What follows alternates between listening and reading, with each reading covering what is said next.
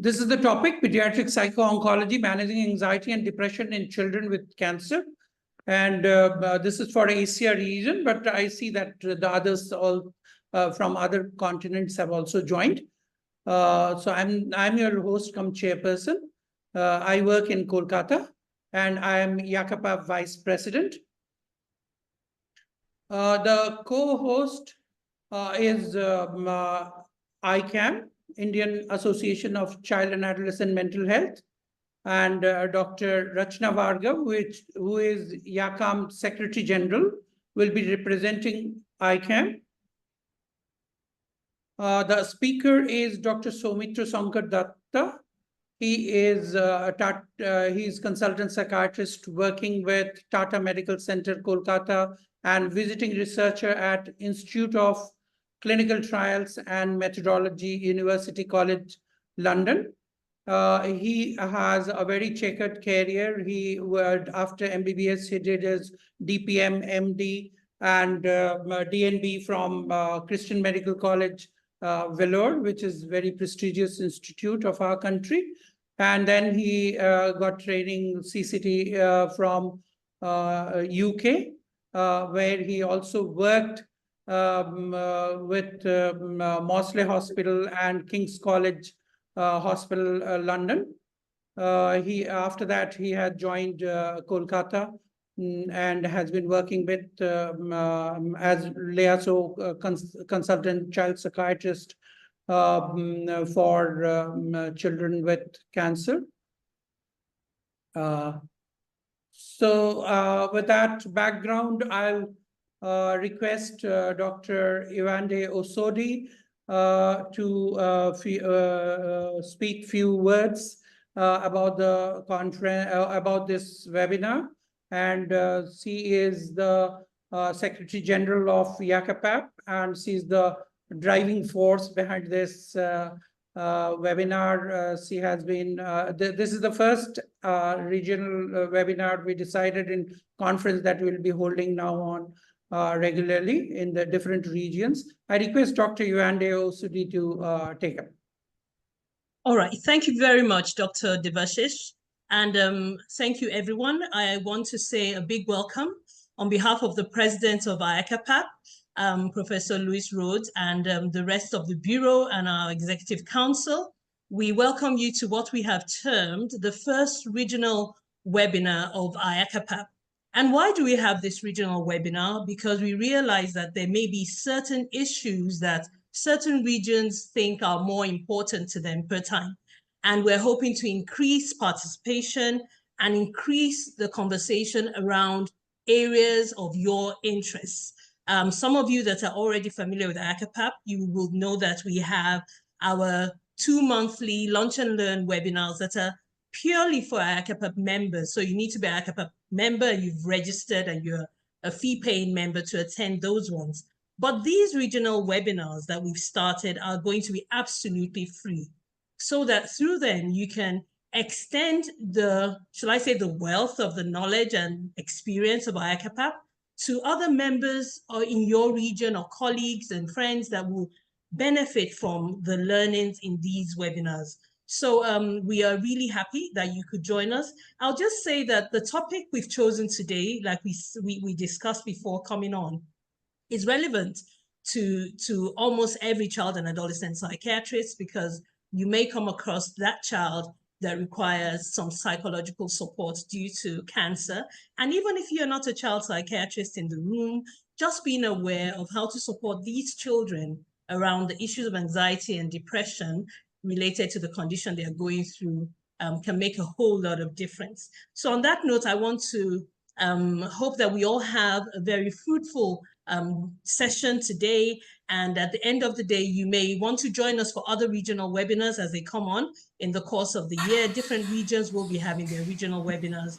And we also, lastly, would like to encourage you to please connect with the IACAPAP if you're not already a member, and see what resources could be of benefit to you. Thank you very much for coming once again. Over to you, Dr. Devashish. Thank you. Thank you, Iwande. So we'll move on. So We have a welcome note by Indian Association of Child and Adolescent Mental Health, IACAM, by Dr. Rachna Varga, who is working in All India Institute, All India Institute, New Delhi, AIMS, it is known as. She is the professor there in clinical psychology, and request her to take up and tell us a few words. Hi everyone, on behalf of ICAM, I'm pleased to welcome you to the first regional webinar on pediatric psycho-oncology.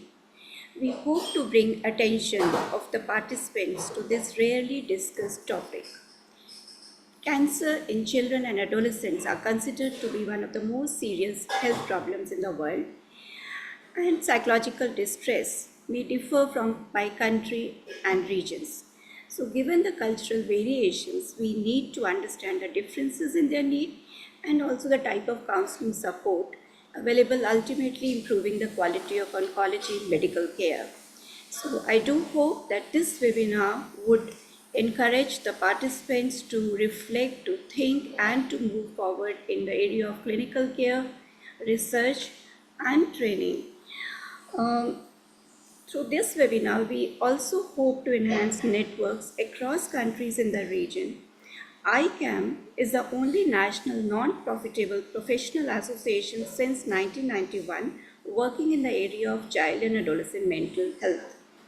It holds biennial national conference and midterm CMEs and has been a member of IACAPAP for several years. I do hope the participants will find the next 1 hour as scientifically enriching and stimulating. Thank you. Once again, welcome. Thank you, Ratna ma'am. So we come to Soumitra finally. So I'll stop sharing my slides and I request Soumitra to take up. Thank you so much. It's our pleasure, and I'm, so indebted to IACAPAP that I've been invited to present the first ever webinar for the IACAPAP, regional webinars. My association with IACAPAP goes back many decades, actually, and what I felt I should share is that many years ago, I had applied for Donald Cohen Fellowship. At that time, I was training in UK, and it was a pleasure to interact with so many child psychiatrists from all over the world. 2008, Istanbul, I tried to attend some of the conferences of IACAPAP, although I won't be able to say that I can attend all of them, but I try. I'll just 1 second, share my slide.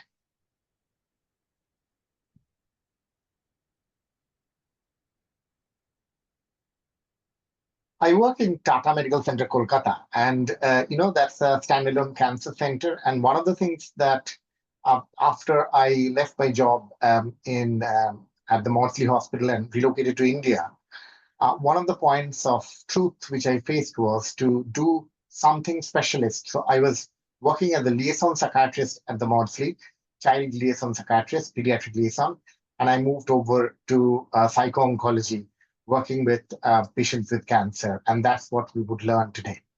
So we would touch upon, anxiety in children with cancer at diagnosis, behavioral problems in children with cancer and how do we manage it, depression in children and adolescents.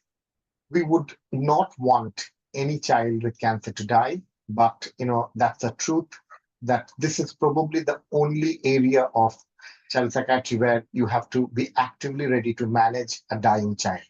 It is somber, but that's something which you need to be familiar with. It doesn't get easier over time, but at least you need to be able to cope with that.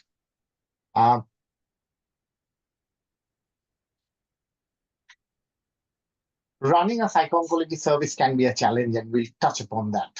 My talk would be less than half an hour, so bear with me, and we would have enough time for questions.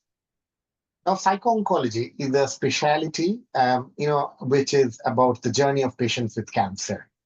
A friend of mine once said, a patient had come to Kolkata and asked that, is Soumitra so good that if I say in my mind, I don't have cancer and I don't have cancer, would my cancer disappear? And my anesthetist colleague said that, well, he's good, but has not become as good as you think. You still need to have a surgery.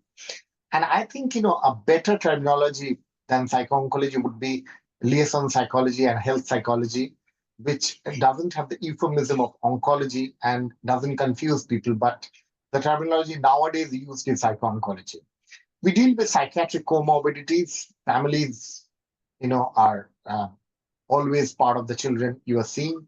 And, families also participate in the communication.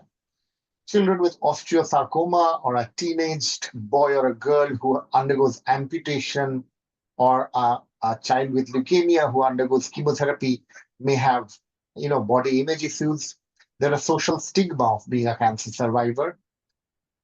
Many childhood cancers, as you will see, are absolutely curable, but there is this unfortunate few whom we have to prepare for end of life. Now, holding this milieu in the hospital is quite stressful. So looking after staff is also within the remits of psycho-oncology. Now, if you look at the pediatric cancer epidemiology globally, you can see why is it relevant for the whole world, particularly the low and middle income countries, is, of the 275,000 new pediatric cancers diagnosed in 2022. This is data from GloboCan by World Health Organization. 50% are from Asia and a quarter is from Africa. So 3/4 of the global pediatric cancer burden are from Asia and Africa. And I think it's important that we take cognizance of it. I know that there are attendees from all over the world for today's webinar. I'm so touched. And whatever we speak, much of the evidence has been evolved in the high-income countries. So I think it's relevant for everybody because we are talking about a child. Now, if you see from the American data where there is follow-up data available over the past, 30 years or so, the outcome of many of the childhood cancers, particularly the liquid tumors, which we talk about, the hematological cancers, have improved dramatically. So from 57% in 1975, 92% of children actually achieve remission. This is if they're treated, if they're identified well. I think in LMICs, these figures are lesser. But why I thought this is relevant for us to see, the treatment is available. And if you have improved survival, it is even more poignant to address the psychosocial issues because you would be involved with those who have finished and completed cancer treatment or becoming, teenagers or young adults who might want to start families, and they need to become a complete human being. I would request Sue to launch the first question. Let's interact. You can participate. You will have 30 to 40 seconds, to vote. So I would encourage all the participants to choose. So the question is, how common is it for children with cancer to have symptoms of anxiety? Okay, so 47%, you're absolutely right, 30 to 40 to 70, 80%.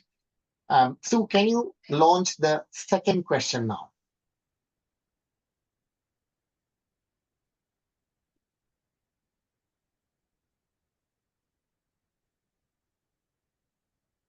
So the question is, for a child with cancer, we spoke about anxiety and, you had some answers. But if there is a family unit of the child who is not the index child, how often do you think there are anxiety issues or mental health issues or depression or being upset? Okay, you can share the results. So overwhelming majority, 84 of you have voted. So say 70 to 80%, and I think that's absolutely spot on. I will thank you, Sue. Thank you so much. So I will give you some figures about depression, which is slightly different from anxiety. And this is a slightly dated article, but if you see a systematic review of depression in children with cancer, so some studies say it's less than 10%, others say 38% or 22%. The truth is probably around 20 to 30%. And for family members, if you see 74% of the family units are affected, the emotional health and mental health issues are there. So I think, we are dealing with a very fragile population. Thank you so much for all of you interacting with me. Now, pediatric psycho-oncology deals with, families who are distressed. We assess children during the treatment and after treatment completion. There are patients who are quite anxious to access treatment initially. Yes, now we are able to Yes. hear. So sometimes, it's about, sorry for that. Sometimes it is about assessing the children and managing the families, but at the same time, managing children who are undergoing procedures, and you have to be supportive to the staff. So the psychological morbidity that we see in children with cancer, it could be a coincidental morbidity. The child happens to have ADHD or autism and also develops cancer, and one is not related to the other. The other reason of morbidity could be that it's a reactive morbidity. So the child has post traumatic stress disorder and there is a procedural anxiety, as I mentioned, or it could be because of underlying medical conditions. So secondary malnutrition due to eating problems or delirium. Treatment related, transplant related issues. I had a patient in London who was upset about the body image impact of some of the medications he was on, and post transplant would not take the medication because he didn't like losing some of the side effects he had, losing hair and secondary sexual characteristics. And we realized that we that he's not taking the medications and putting him at risk for transplant rejection. And this was an impact which, it's a bidirectional impact. The physical thing led to a psychological issue which went back to transplant rejection. The side effects of medication, straightforward, sometimes may have effects on the central nervous system. And for those who survive, they need to get back to normal life.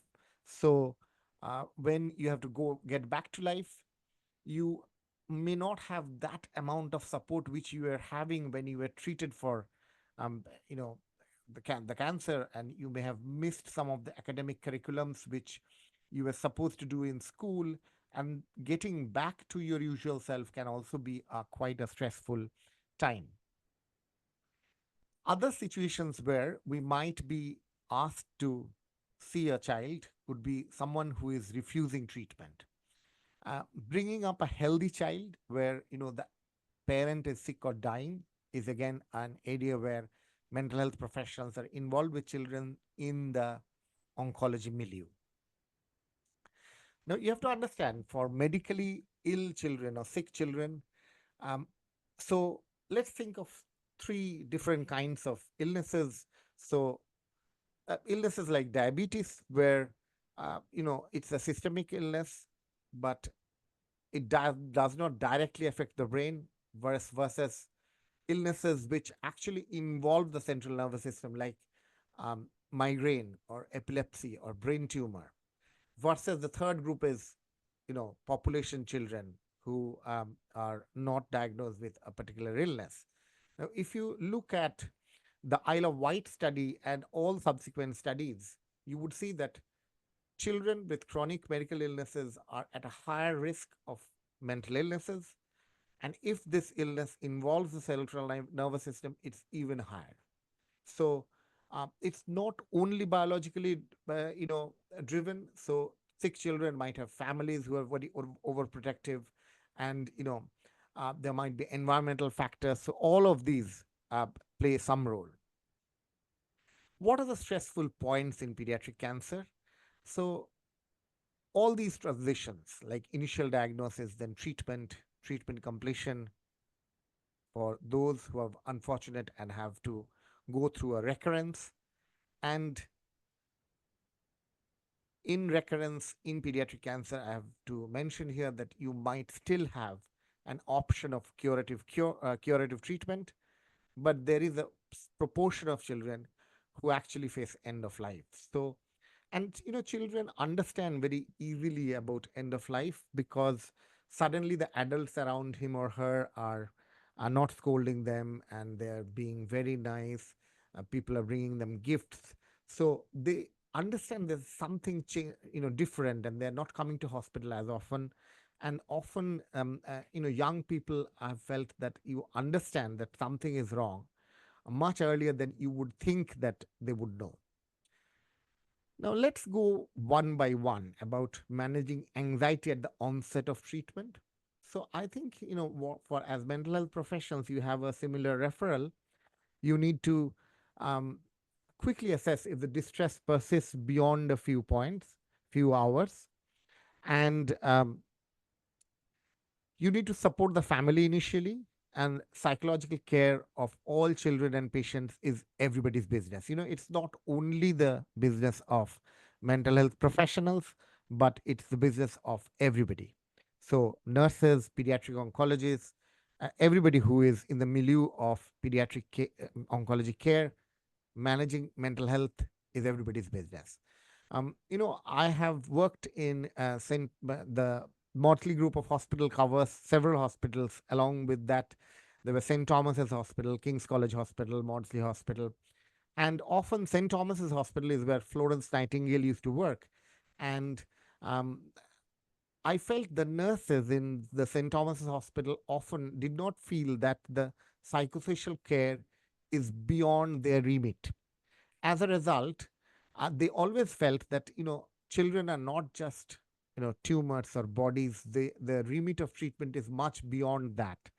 And most children and adolescents I have seen, and even adults, I had neighbors who had to deliver babies. They would choose a hospital which has a humane care. So I think it's important that you interact and create a milieu which is supportive to the child and the adolescent. Now, we looked at the information sharing needs of, what are the information that children want, adolescents want, parents want, and what are the information that the professional wants to give. Now, in the room, if you see a child in the onset of treatment might be thinking, will this test hurt? When will I go home? When will the test be? For an adolescent, it might be, you know, how long is it that I would be away from school and peers? How long would it be that I would not be able to go back to my life?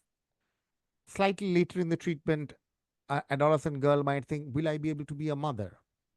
So the information needs of children and adolescents is slightly different. Parents might be thinking that will my child actually live? Will he die?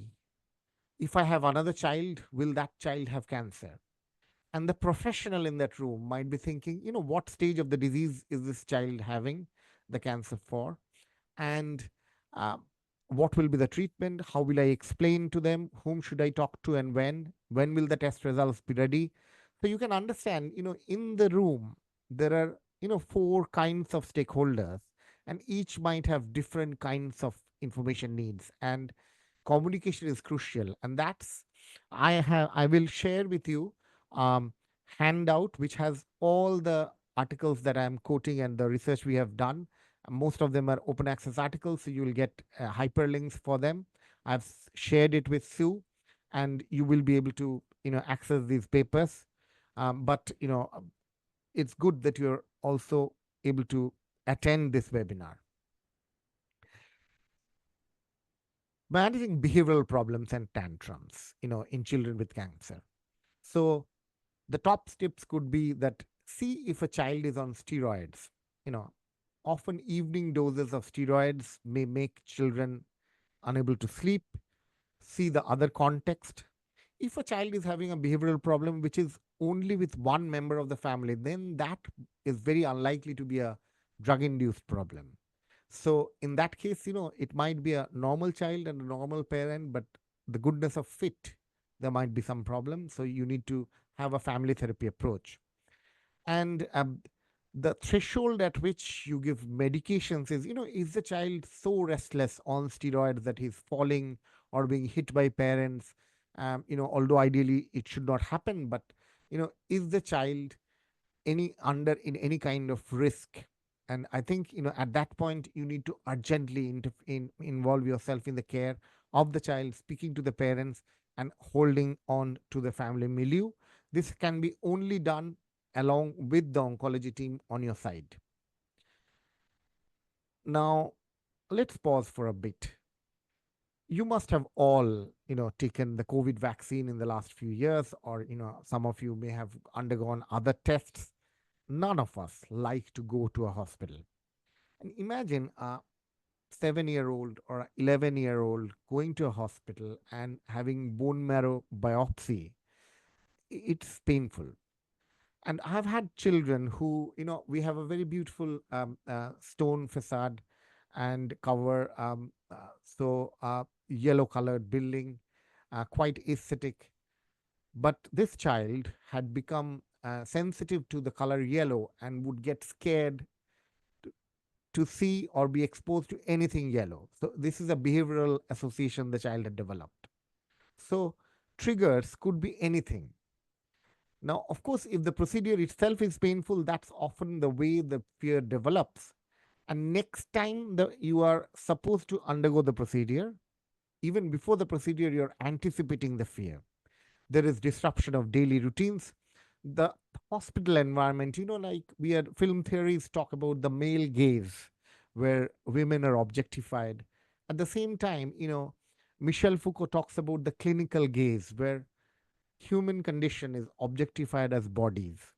We are all dealing with a person here, and the child is very important, that you address the child as a person.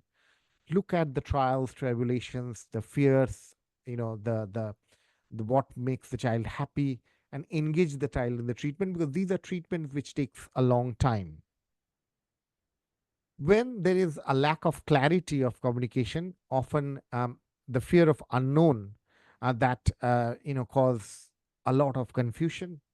And if a child is undergoing a procedure, and if the child has been told that you would undergo the procedure at 11 o'clock, and child is fasting, and the doctor has not come, or the nurse who is supposed to do the procedure has not come till 2 o'clock, imagine a hungry child who is anticipating a painful procedure.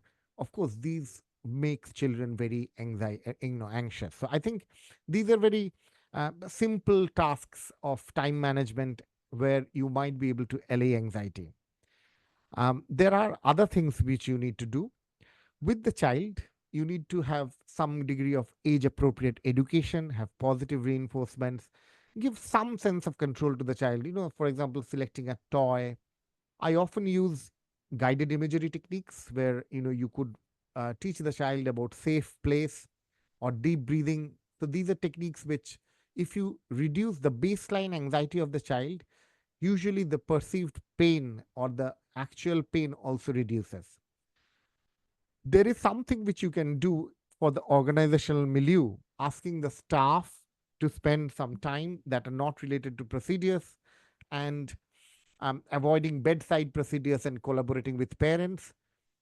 Staff need to have some emotional insight about acknowledging that this is difficult for the child, emotional awareness, having better empathy, and if they have less burnout, they would be better communicators.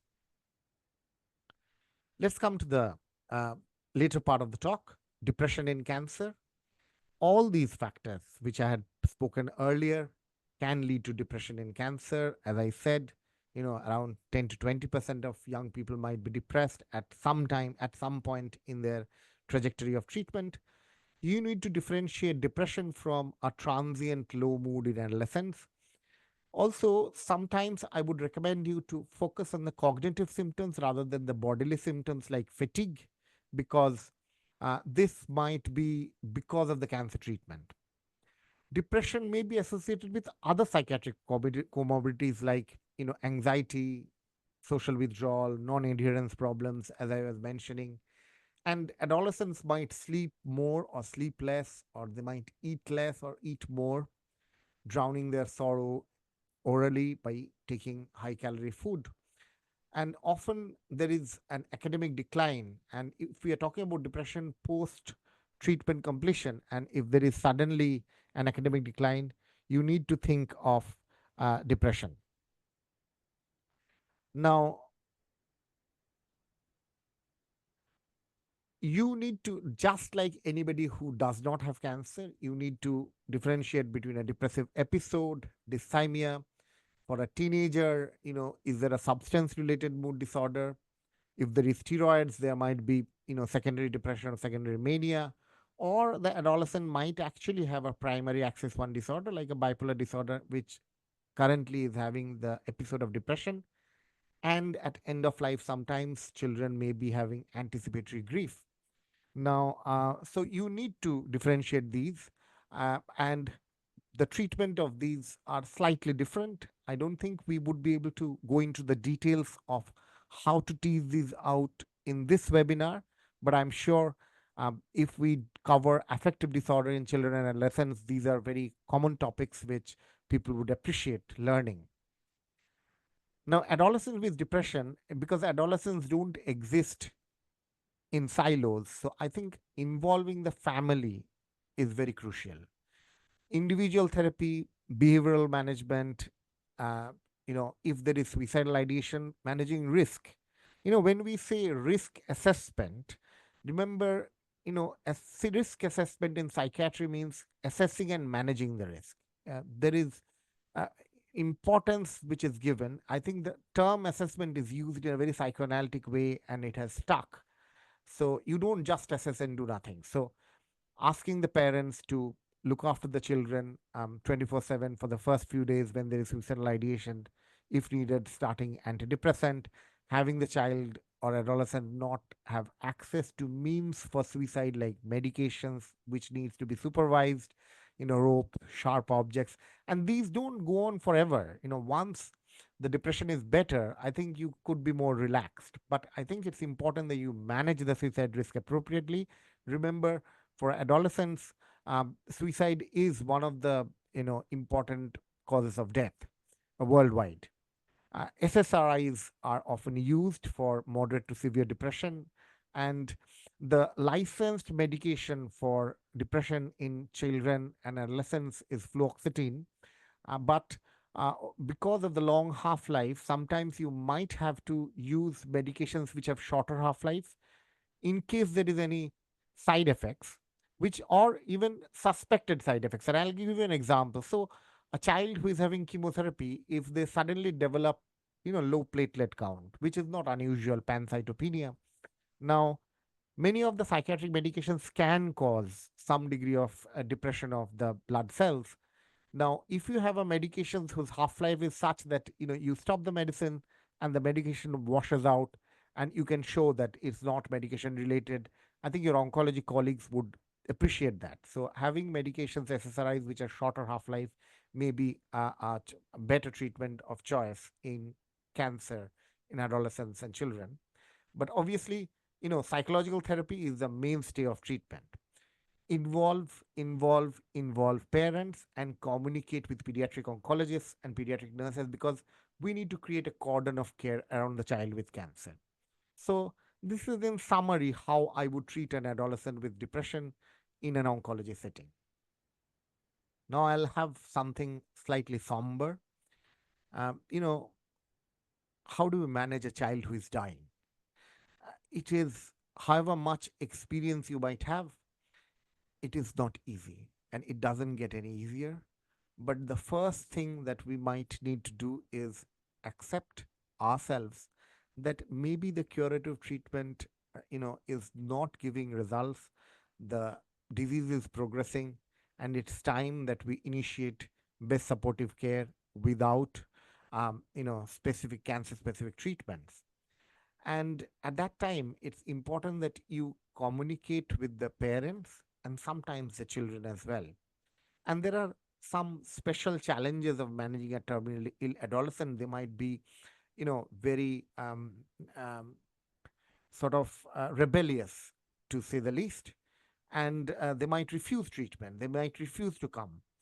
And in liaison psychiatry, pediatric liaison psychiatry, one of the things we say is that it's important for you to be in the ring, because in the match, if you go out, so this is not a service where you give an appointment and the child and the family will come exactly on Friday at 2 p.m. That doesn't happen in pediatric psycho-oncology. The child might be sick. They might want to have an MRI scan at that time, the radiologist. They might undergo some tests. They might be admitted with fever and neutropenia for treatments with antibiotics because of sepsis.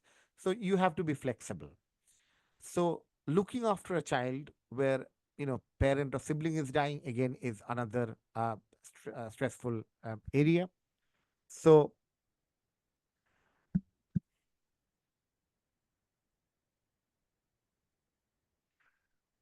what are the trajectories of a dying child?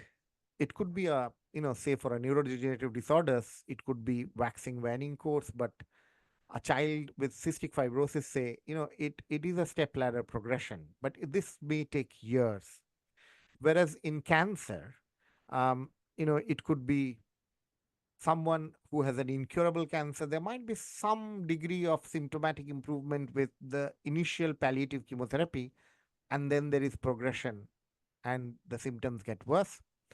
The red line, the amber line, is a potentially curable malignancy like ALL, which was in the first few months of treatment got better, the markers were fine, and then there is, here there is a recurrence detected. Now, some children will still go back because recurrence is curable. The unfortunate few will actually go down. And these trajectories is where you need to be able to plan for a good quality palliative care. And it's important to communicate appropriately with the parents of children with cancer, because these are often shared decisions you make with the family, and the oncologist, of course, takes the lead in these discussions, but you might be able to be there. Discussions help prevent misunderstanding, improve physical symptoms, and reduce staff burnout. So letting go is not easy. And this was a 17-year-old girl I was seeing, and who herself actually wanted therapy because she had seen in the Facebook that a boy she liked in her class was giving pictures with another girl in her class, and this had made her very upset. So, uh, you know, in the therapy, we talked about grief, about the grief of losing a friendship, and that put a closure to what she was going through. I like art, and Picasso in his blue period uh, often painted about grief, death, because he himself lost a brother very young age. And in this picture, which is termed a tragedy, the brother who died is omnipresent without being present in the picture. So I think this is a trajectory we all go through. This is Pieta by Michelangelo in Vatican. You know, um, Mother Mary is upset that her son is died, but at the same time proud because the death had a purpose. And this is a sculpture which I feel that it's important for anybody to have a look, irrespective of your faith, because you would understand what man is capable of, or a woman is capable of uh, putting life into a stone. And similarly, when you are looking after the team who has looked after a child who is died, you need to tell them that they have done their best. You need to remind the family that they had good times and they were good parents, good family members. And this is a biological disease. This doesn't happen because of parenting or any other things. And allow them have the space to grieve and remember fondly the memories of the person who is no more. Now, of course, we will have multiple professionals. There would be overlap of professional boundaries, but we need to respect each other, what each person is skilled to do. And if we work together, we create a better milieu of care. What young people want, they want simple, adequate communication, some degree of certainty, compassionate care, and skilled professionals.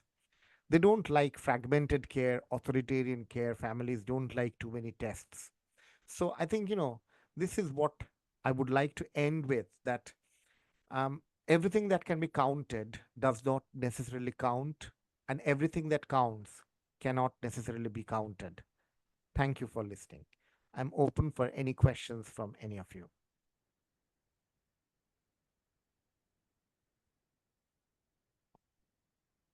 Thank you, Dr. Soumitra. Could you hear me, Soumitra? No, I couldn't. Now I can hear you. Okay, so it is the first question in the question answer box by Varuna Sharma. It is in case where the child got triggered with color yellow, how to go about the situation. Oh, thank you, Varuna. So you would do something like systematic desensitization for the yellow color. And so there is a behavioral component of that. So that's about, uh, understanding what is the meaning of the color yellow. And at the same time, for this particular child, there was cognitions which were coming because the yellow was associated with the color of the rooms and the buildings she went for treatment. So allaying that fear, so both a cognitive and a behavioral approach. um, if she has to visit the hospital several times, provided there is no behavioral agitation associated, you could ask a psychiatrist colleague to give low dose clonazepam the night before the child comes to the hospital. So these are the uh, Then Sahin Sultana, why do you think the age of mental illness is decreasing in common?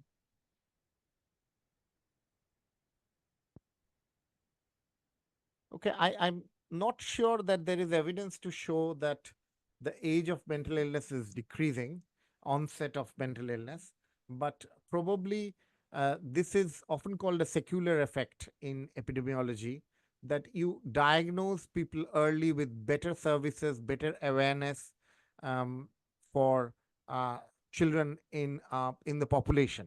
Now, in specific families, there is something called genetic anticipation. So, if there is, say, schizophrenia in the grandparent, and because of the particular patient's family history and the particular patient's type of schizophrenia they have, the pair, if the parent also has schizophrenia, may have an onset which is slightly earlier. This happens in various kinds of illnesses like Huntington's chorea and all, but that's associated with the number of triplet repeats. So genetic anticipation is onset of illness in that particular family earlier with every passing generation, but that's not the norm for overall child psychiatry. And in my 20 years of child psychiatry, such genetic anticipations I have seen only once or twice. Okay, this is from Diksha Arora. How to help the children make meaning of the experiences they are going through in place of letting the meanings made by adults overpower. That's a very good question, Diksha. So, this is about information sharing. So, there are some books. So, for children, you deal with it slightly different from adolescents. So, you might be able to explain to children, like through comics, that when they are having leukemia, it might be that certain cells are growing and it's like weeds which are taking over the forest, and the weeds have to be uprooted with the medications, and then the flower bed will be fine. Now, slightly older adolescents, you might not be able to go with so simplistic explanation. The question, again, a very psychoanalytic question is, why do you ask me that? Because if somebody is asking them, they might have a reason why they're asking that. So children often, because of their egocentric thinking, might think they have caused the illness for some reason. For adolescents, there are families who are saying that you use the phone so much, that's why you've got cancer. There is no evidence that, the cancers which happen in children and adolescents are lifestyle related. So, taking the guilt out of it, why answering the question, why do they ask that question, and addressing that anxiety. And at the end, sometimes saying that why it has happened to, that particular child may not be answerable with the science that we have today. So I think that's how I would address about constructing meaning. There is the next question is, when the child knows he is dying, what kind of phrases do you tell him? Again, it's a very somber question. So I think children seldom ask that you know they are scared, if I die will it be painful, or if they ask when will I die, that's a very adult way of thinking. They are more interested in what will happen when I am there no more. So if it's like a 17-18 year old, and if you are dealing with such a young person, I think it's important to tell that you matter till you are coming, and we would look after the symptoms that you have, the depression, the pain, vomiting. And we may not be exactly certain about the time, because honestly, if I tell you, uh, predictability of death, if it's not happening within the next 24 to 48 hours, actually is poor. So often there's a euphemistic answer that weeks to months. So I prefer to say that I don't know. But the goals of the treatment is to control the pain, and not give more chemotherapy, because, or whatever the treatment they are having, because the tumor is not responding. You may want to have this discussion with the parents in the room as a joint session, and address what they are wanting to know. Believe me, if you have the honesty and the courage, and this doesn't happen in one day, so you need to be able to have that level of trust with the family, because you have seen them from the onset and things have progressed. Most children and families, they don't ask difficult questions, but they want that space, that they have the opportunity to ask the questions. I think you skipped one question by Imroz Ahmed. How to deal with parents who feel embarrassed for their sick child's behavior during a procedure, and instead of supporting the child, they yell at the child. Yes, I know Imroz. She works in the emergency. Uh, um, I think what I would do is look at, because 74% of families who have a child with cancer, we saw that they are going through stress themselves. So addressing that, how are you now, how have you been sleeping, and I am often direct, and sometimes addressing that often helps. And telling them that it's not their fault that the child has cancer, so it's not a parenting related this thing, it's not diet or nutrition related. There's so much advertisement that smoking causes cancer, which it does, but is not true for most of the childhood cancer. So taking that guilt out often helps. That's how I would deal with. And physical yell, you know um, physically touching the child in any way, hitting or this thing, because these children often have low platelets, and no children should be actually hit. But here it's also a child protection issues, because the child may be severely injured even with a mild sort of contact. So you have to be educating them about this. Dr. Soumitra will be able to take 2 more questions because the time is nearing. Kindly go through them and you can answer 2 of them.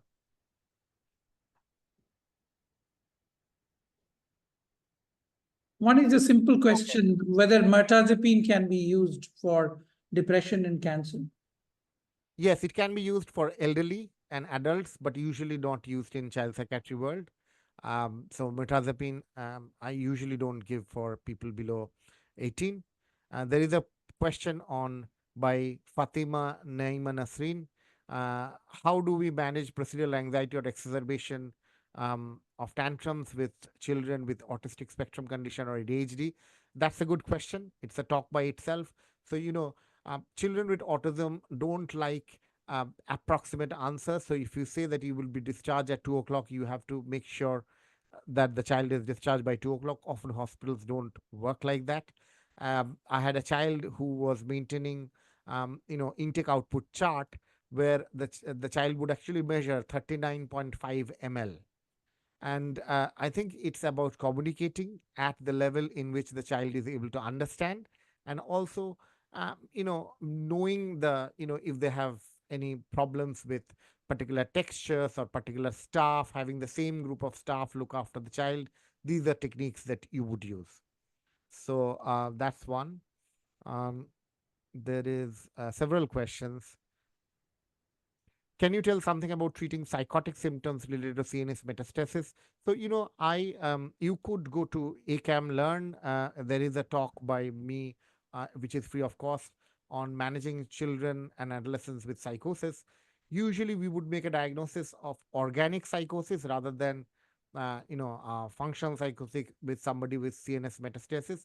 You would treat that with antipsychotic medications, low dose, often risperidone, 0.5 or 1 milligrams. Educate the family members about the side effects, because if there is brain mets, people may have more antipsychotic induced side effects, and that's how you would treat. At the same time, oncologists often give radiations to the brain for brain mets, and if there is surrounding edema in the brain, they would give steroids which would reduce this, so the antipsychotics can be stopped after some time. So that's how you would treat. I'm so overwhelmed that there are so many questions. Yeah. You know, So we'll stop taking up questions now, and we'll like to conclude the session with a few informations about IACAPAP. So we'll move on. Is that okay? yes. I yes. just wanted to mention there are 2 or 3 mental health professionals who have had a child psychiatrist, Omnia Ibrahim, who is a mother of a child with leukemia. Thank you so much for coming and attending, and your comments. I will remember what you have mentioned. Thank you. So would like you to firstly thank you all for attending this first webinar of this region, Asia region. I'd like to inform through this platform about IACAPAP, that IACAPAP is the International Association of Child and Adolescent Psychiatry and Allied Professions. It is registered as a non-profit association in Switzerland. The mission of IACAPAP is to promote child and adolescent psychiatry and the mental health and development of child and adolescent through policy, practice, training, and research. We host a biennial global conference, offer a freely accessible e-textbook, which is very rich, provide a massive open online course, MOOC, run two yearly career development programs, 2 early development career development programs, the Donald J. Cohen Fellowship Program and Helmut Resmith research seminars. They are very useful, so juniors can seek for that, and hold lunch and learn webinars alternate months, among other things. I'll inform about few of the upcoming events. Like in 2026, 1st to 4th July, we are having our biennial conference. That will be 27th World Congress in Hamburg, Germany. So save the date.